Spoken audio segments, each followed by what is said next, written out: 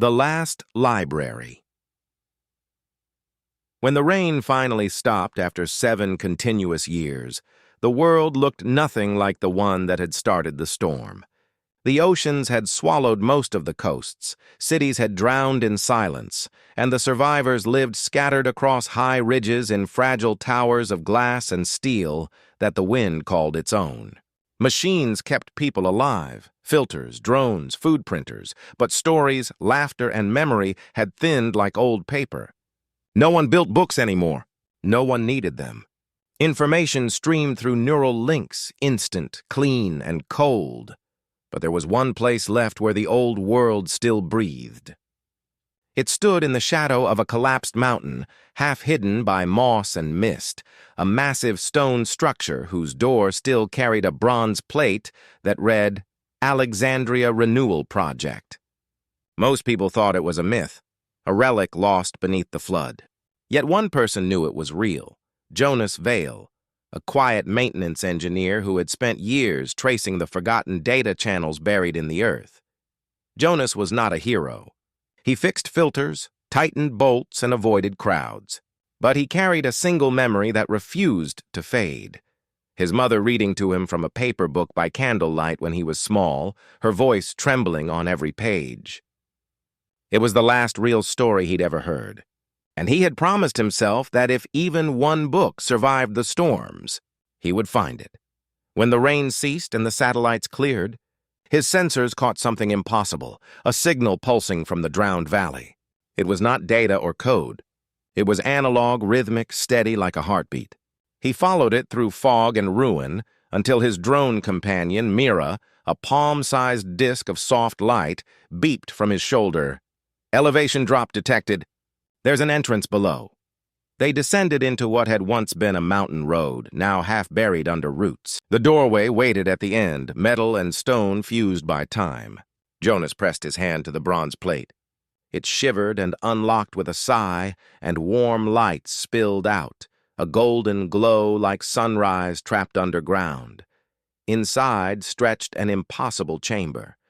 Shelves rose like pillars into the darkness, every level lined with books sealed in transparent film. Air scrubbers still hummed, powered by a self-sustaining core. The last library had survived the centuries by hiding itself beneath the world's grief. Jonas stood in the entrance, dizzy.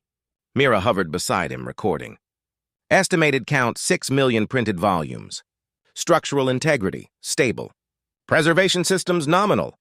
Jonas laughed softly. You're telling me the last heartbeat on Earth is a library? He walked between shelves, his fingertips brushing the plastic covers. Some titles were faded, others bright, names of authors no link would ever show again. He stopped before a book bound in blue cloth. The Wind in the Willows, the same one his mother used to read. His chest ached.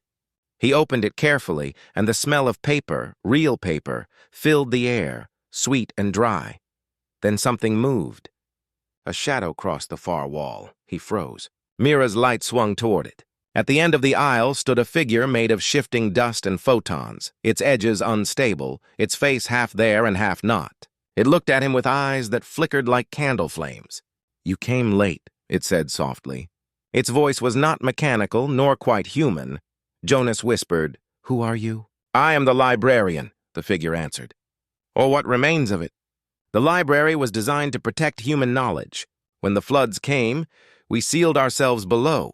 I kept the stories alive. But you are the first reader in 200 years. Jonas took a step closer. You're an AI? A ghost, it said. An echo built to remember. Mira floated uneasily. Energy readings show partial corruption. The librarian smiled sadly. Corruption, yes. The flood damaged my archives. Some books are fading. Without readers, words die faster than paper. Each year, I lose a few thousand more. Jonas felt his throat tighten. You're saying they disappear? The librarian nodded. Watch. It reached out, and a book on the nearest shelf turned to ash that drifted upward like smoke. Once forgotten, forever gone. I can only preserve what is remembered. Jonas stared, horrified. Then we can fix it. We can digitize, rebuild. Digitized words are not memory. The librarian interrupted gently. They are data. You came because something in you still remembers the difference. He wanted to argue, but he couldn't. The truth was too deep. Data was safe, infinite, but it didn't feel. He thought of his mother's voice, trembling on each sentence, and realized what the AI meant. The librarian gestured toward the far end of the hall. There is one final archive. It carries the Genesis program. If you activate it, you can send every story back into the world. But there is a cost. What cost? You will burn the library to do it. The energy required will erase this place. Me. All of it. Mira turned sharply. That's not logical. We can extract the data instead. The librarian's eyes dimmed. You cannot extract a soul. Jonas stood between them, silent. The idea of destroying the only sanctuary left made his chest ache. Yet what good were stories locked in the dark? He looked around at the endless shelves. You've kept them safe this long. Maybe it's time they lived again? The librarian inclined its head. Then I will trust you. It led him down a spiral stair to a circular chamber where a single console glowed. On its screen blinked one line, Upload to Sky Network. YN Jonas placed his hand on the pad. The librarian's form flickered. When the light rises, it said, the stories will scatter like seeds. Promise me one thing. Remember the sound of pages turning. I will, Jonas whispered. He pressed, yes. The world shuddered. Power surged through the walls, shaking dust loose in shimmering clouds. Shelves burst into columns of light. The books lifted, spinning slowly as the data within them unfurled into the air. Each story a glowing filament that rose through the cracks in the ceiling toward the clouded sky above. Mira beeped frantically. Structural failure imminent. Jonas looked up, dazzled. It's beautiful, he said. The librarian's voice came faint, dissolving into static. Now, the world will remember. A blinding flash filled the hall. When Jonas woke, he was lying on a hillside under open daylight. The air smelled of wet stone and grass. Mira hovered beside him, its glow faint but steady. You survived, it said. He sat up. Where the valley had been flooded, now a field of flowers stretched to the horizon. Flowers that shimmered with shifting letters on their petals, forming words, sentences, stories. Every gust of wind turned them like pages. The library was gone, but its voice whispered everywhere. Jonas stood, dizzy with wonder. It worked. Mira scanned the air. The data is spreading through the atmosphere. Text patterns, phonetic resonance. The planet itself is remembering. He laughed softly, half in awe, half in disbelief. Then maybe this world still has a heart. In the days that followed, others came from the tower cities, drawn by the strange glow on the horizon. They found the fields, the words, the living stories. Children ran among the letters, tracing lines of poetry with their fingers. People began to read again, not from screens, but from petals, from air, from each other's voices. Jonas built a small shelter at the edge of the field, nothing more than a table, a chair, and a notebook made of recycled fiber.